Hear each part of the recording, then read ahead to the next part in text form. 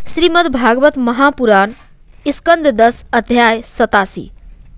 राजा परीक्षित ने पूछा, भगवान, ब्रह्म कार्य और कारण से सर्वथा परे है। सत्व रज तम ये तीनों गुण उसमें है ही नहीं। मन और वाणी से सत्संग के रूप में भी उसका निर्देश नहीं किया जा सकता। दूसरी ओर समस्त श्रुतियों का विषय गुण ही है। वे जिस विषय का वर्णन करती हैं उनके गुण जाति क्रिया अथवा रूढ़ी का ही निर्देश करती हैं।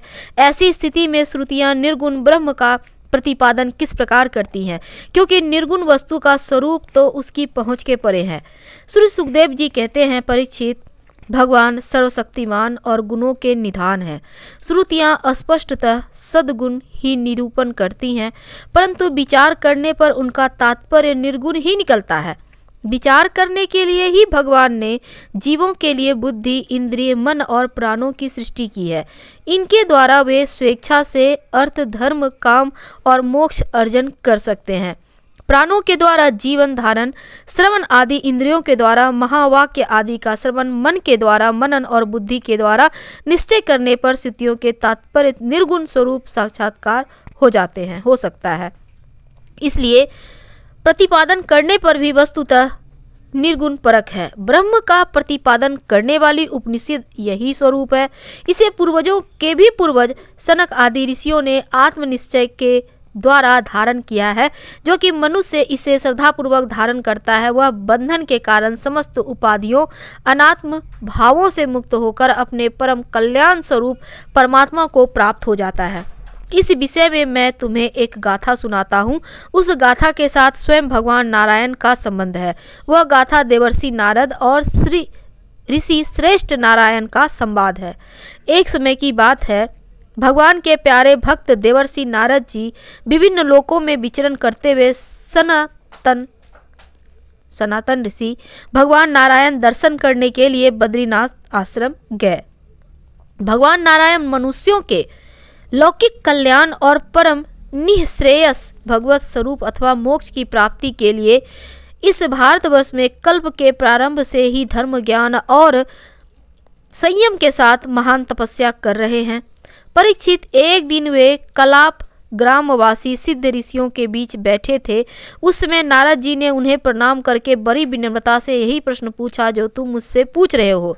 भगवान नारायण ने ऋषियों की उस भरी सभा में नारद जी को उसके प्रश्न का उत्तर दिया और वह कथा सुनाई जो पूर्वकालीन जनलोक निवासियों में परस्पर वेदों के तात्पर्य और ब्रह्म के स्वरूप के संबंध में विचार करते समय कही गई थी। भगवान नारायण ने कहा, नारद जी, प्राचीन काल की बात है। एक बार जनलोक में वहां रहने वाले ब्रह्मा के मानस पुत्र नैष्ठिक ब्रह्मचारी सनक, सननंदन, सनातन आदि परम ऋषियों का ब्रह्म सूत्र यानी प्रवचन हुआ। तो उस समय तुम मेरी श्वेत दीपाधिपति अनिरुद्ध मूर्ति का दर्शन करने के लिए श्वेत दीप चले गए थे। उसमें वहां उस ब्रह्म के संबंध में बड़ी ही सुंदर चर्चा हुई थी, जिसके विषय में श्रुतियां भी मौन धारण कर लेती है। स्पष्ट वर्णन ना करके तात्पर्य रूप लक्षित कराती हुई उसी में सो जाती है। उस ब्रह्म में यही प्रश्न उपस्थित किया गया जो तुम मुझसे पूछ रहे हो। सनक, सननंदन, सनातन, सनत कुमार ये चारों भाई शास्त्रीय ज्ञान, तपस्या और शील स्वभाव में समान हैं। उन लोगों की दृष्टि में शत्रु मित्र उदासीन एक से है। फिर भी उन्होंने अपने मन से सननंदन को वक्ता बना लिया और शेष भाई सुनने के इच्छुक होकर बैठ गए। सनत जी ने कहा, जिस प्रकार प्रातःकाल होने पर सोते हुए सम्राट को जगाने के लिए अनुजीवी बंदीजन उनके पास आते हैं और सम्राट के पराक्रम और सुयश का गान करके उन्हें जगाते हैं, वैसे ही जब परमात्मा अपने बनाए हुए संपूर्ण जगत को अपने में लीन करके अपनी शक्तियों के सहित सोए हुए रहते हैं, तब प्रलय के अंत में श्रुतियाँ उनका प्रतिपादन करने वाले वचनों से उन्हें इस प्रकार जगाती है। श्रुतियाँ कहती है, अजित, आप ही सर्वश्रेष्ठ हैं, आप पर कोई विजय प्राप्त नहीं कर सकता। आपकी जय हो प्रभु, आप स्वभाव से ही समस्त ऐश्वर्यों से परिपूर्ण है। इसलिए चराचर प्राणियों को फंसाने वाली माया नाश कर दीजिए। प्रभु, इस गुणमयी माया ने दोष के लिए जीवों के आनंद मैं सहज स्वरूप का आच्छादन करके उन्हें बंधन में डालने के लिए सत्वादि गुणों को ग्रहण किया है। जगत में जितनी भी साधना, ज्ञान, क्रिया आदि शक्तियां हैं, उन सबको जगाने वाले आप ही हैं। इसलिए आपके मिटाए बिना यह माया मिट नहीं सकती। इस विषय में यदि कुछ पूछा जाए तो श्रुतियां ही हम ही प्रमाण है। इस यद्यपि हम आपका स्वरूपतः वर्णन करने में असमर्थ हैं, परंतु जब कभी आप माया के द्वारा जगत की सृष्टि करके सगुण हो जाते हैं या निषेध करके स्व परिस्थिति की लीला करते हैं अथवा सच्चिदानंद स्वरूप श्री विग्रह प्रकट करके क्रीड़ा करते हैं, तभी हम आपका वर्णन करने में समर्थ होते हैं।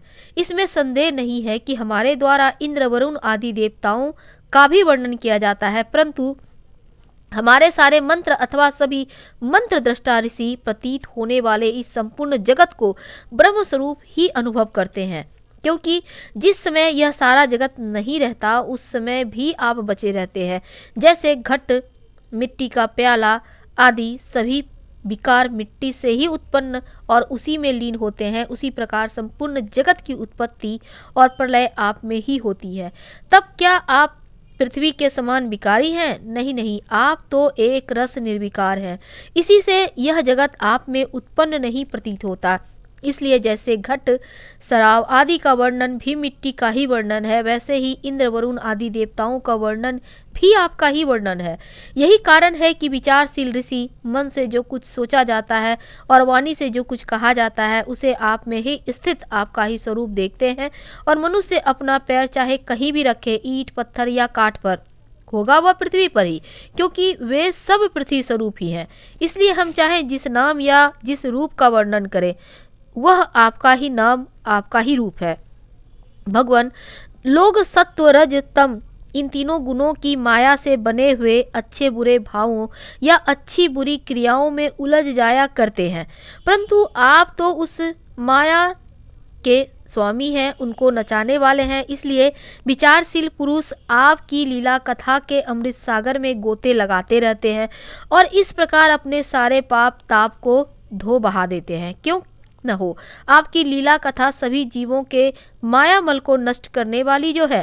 पुरुषोत्तम, जिन महापुरुषों ने आत्मज्ञान के द्वारा अंतःकरण के राग, द्वेष आदि और शरीर के कालकृत जरा, मरण आदि दोष मिटा दिए हैं और निरंतर आपके उस स्वरूप की अनुभूति में मग्न रहते हैं जो अखंड आनंद स्वरूप है, उन्होंने अपने ताप पापों को सदा के लिए शांत कर भस्म कर दिया है। इसके विषय में तो कहना ही क्या है।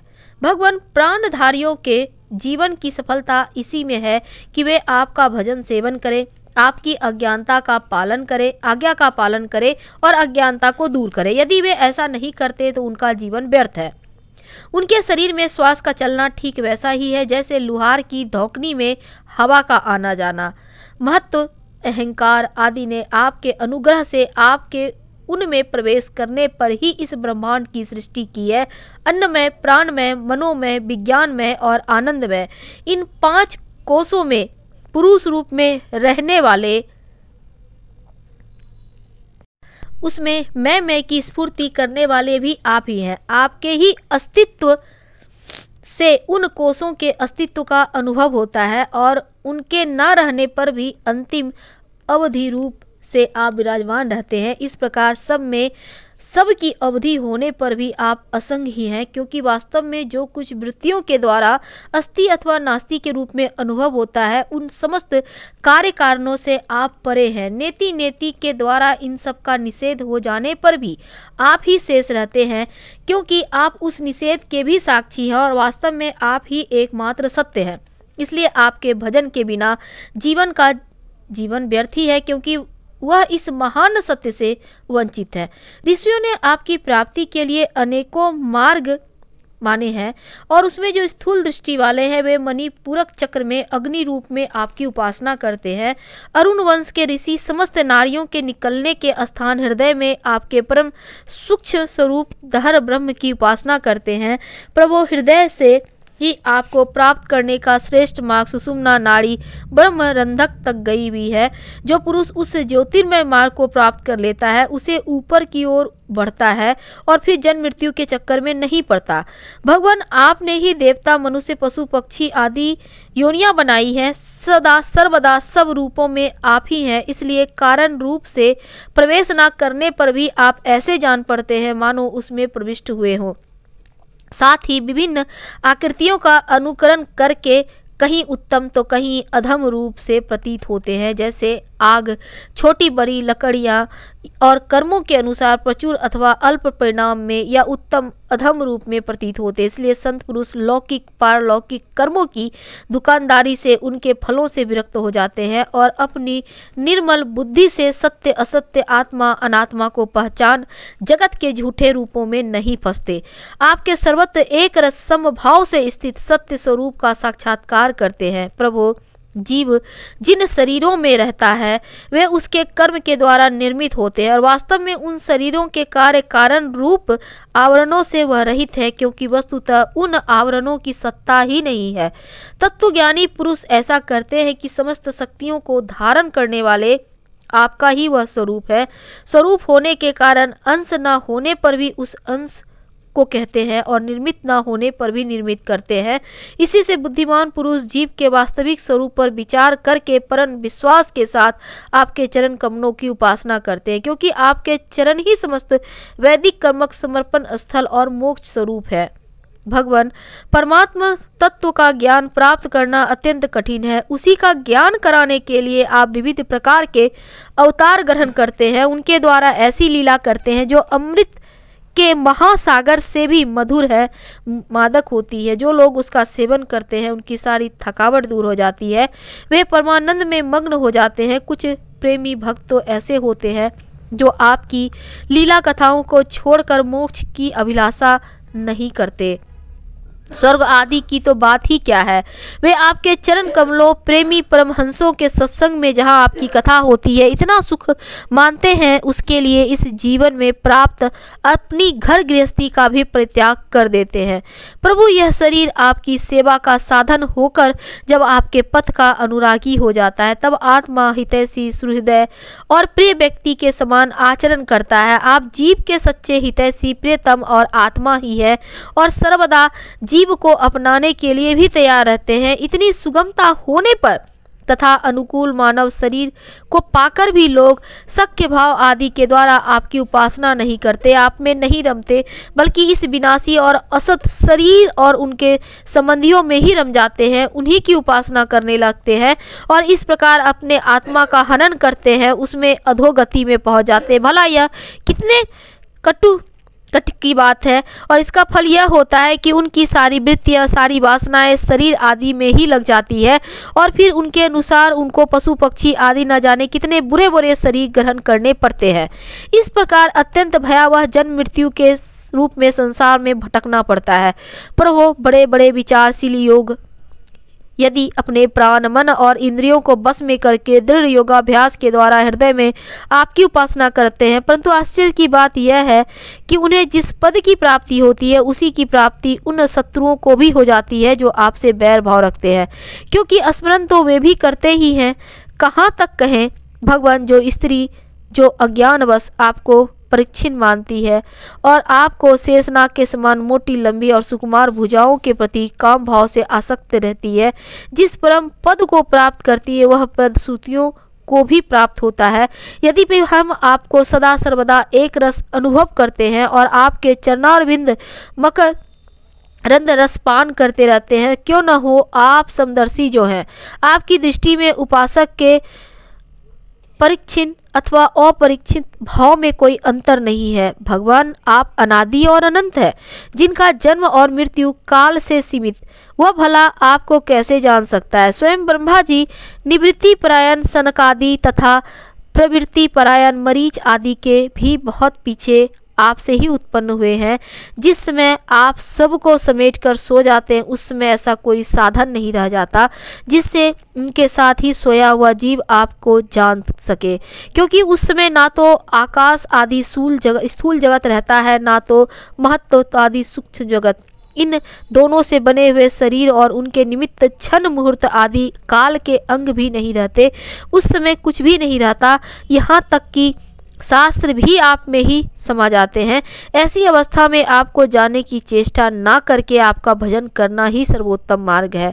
प्रभु, कुछ लोग मानते हैं असल जगत की उत्पत्ति होती है और कुछ लोग कहते हैं सतरूप दुखों का नाश होने पर मुक्ति मिलती है। दूसरे लोग आत्मा को अनेक मानते हैं, तो कई लोग कर्म के द्वारा प्राप्त होने वाले लोक और परलोक रूप में व्यवहार को सत्य मानते हैं। इसमें संदेह नहीं है कि ये सभी बातें भ्रम मूलक हैं और वे आरोप करके ही ऐसा उपदेश करते हैं। पुरुष त्रिगुणमय है, इस प्रकार का भेदभाव केवल अज्ञान से ही होता है।